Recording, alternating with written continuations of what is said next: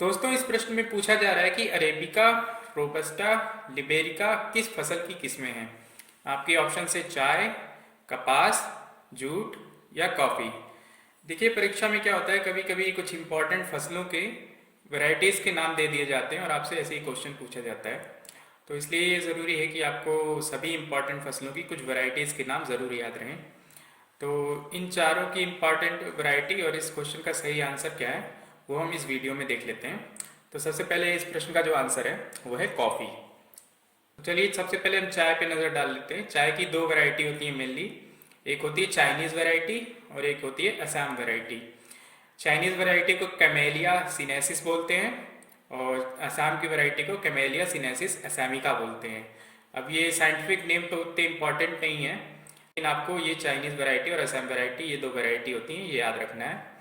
अब चाय की ये दो वैरायटी तो होती हैं, लेकिन इनको कैटेगराइज करने का, चाय को कैटेगराइज करने का अलग क्राइटेरिया है। किसी भी चाय का कितना और किस तरह से ऑक्सीडेशन किया गया है और उसको किस तरह से सुखाया गया है, इसके आधार पर उसे 6 टाइप्स में बांटा गया है। ये 6 टाइप्स हैं: white, yellow, green, oolong, black और पोस्ट फर्मेंटेड। तो ये 6 टाइप्स के नाम भी आप याद कर सकते हैं। और कुछ फेमस ब्रांड्स की बात करें तो असम असम टी का नाम आपने सुना होगा, दार्जिलिंग टी, नीलगिरी टी का नाम सुना होगा। इसके अलावा माचा अर्ल ग्रे ट्री भी है, सेंचा भी है। तो ये सब कुछ फेमस ब्रांड्स हैं जिनके नाम आपको पता होने चाहिए। इन्हें याद करने की खैर ज़रूरत नहीं है, लेकिन आपको ये दो variety, Chinese variety, Assam variety और उनके 6 टाइप्स जो हैं, white, yellow, green, oolong, black और पोस्ट फर्मेंटेड, ये पता होनी चाहिए। अब दूसरी फसल की बात कर लेते हैं, कपास। कपास की कुल मिला के करीब 4 फसलें जो हैं उगाई जाती हैं। इसमें से 2 न्यू वर्ल्ड की फसलें हैं और 2 ओल्ड वर्ल्ड की फसलें हैं। अब अगर आपने हमारे science channel curious monk Hindi पे अमेरिका की खोज वाला वीडियो देखा होगा, तो आपको ये पता होगा कि ये न्यू वर्ल्ड और ओल्ड वर्ल्ड आखिर होता क्या है। अब न्यू वर्ल्ड की जो 2 फसलें हैं ये ऊपर दी हुई हैं। इसमें गॉसिपियम हिरैसिटम आता है सबसे पहले। देखिए, आपको ये साइंटिफिक नेम याद करने की ज़रूरत नहीं है, बस ये कहाँ कहाँ पाए जाते हैं ये याद रख लीजिए। गॉसिपम हिरैसिटम आता है, ये मैक्सिको में पाया जाता है, मतलब नॉर्थ अमेरिका में पाया जाता है। इसको अपलैंड कॉटन भी बोलते हैं। और आज दुनिया में जितने भी कॉटन उगाया जा रहा है वो 90% यही होता है।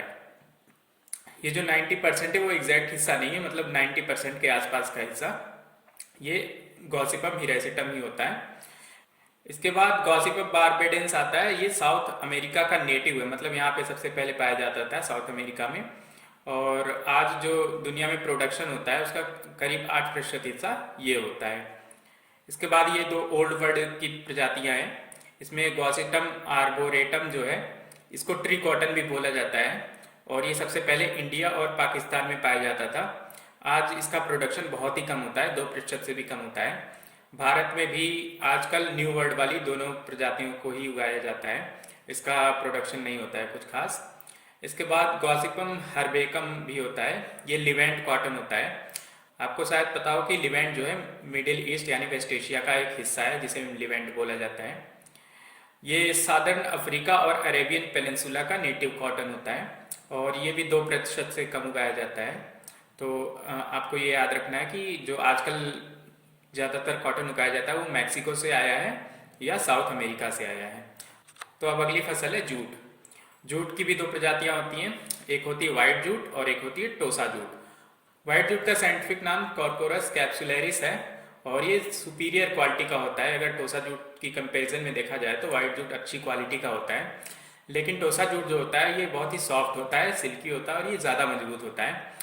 और टोसा जूट को हम फाइबर के साथ साथ इसको खाने के लिए भी यूज़ किया जाता है। अगर बात करें मिडिल ईस्ट देशों की या कुछ वेस्ट एशियन देशों की, तो यहाँ पे ये सूप के तौर पे यूज़ किया जाता है टोसा जूट को।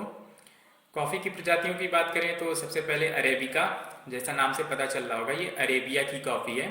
इसको माउंटेन कॉफ़ी भी बोला जाता है। उसके बाद है रोबस्टा, इसको कैनफोरा भी बोला जाता है और इसकी जो ओरिजिन है वो सेंट्रल और वेस्टर्न सब सहारन अफ्रीका में है। आप इसकी लोकेशन देख सकते हैं मैप में। सबसे आखिरी में है लिबेरिका।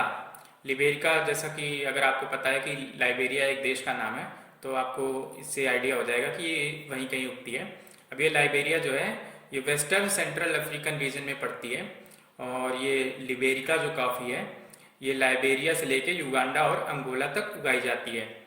अब लिबेरिका कॉफ़ी की खास बात यह है कि ये लाइबेरिया और युगांडा अंगोला से तो शुरू हुई थी, लेकिन अब इसको दुनिया के अलग अलग भागों में उगाया जाता है। और जैसे कि फिलीपींस और इंडोनेशिया में इसकी अच्छी खासी पैदावार होती है।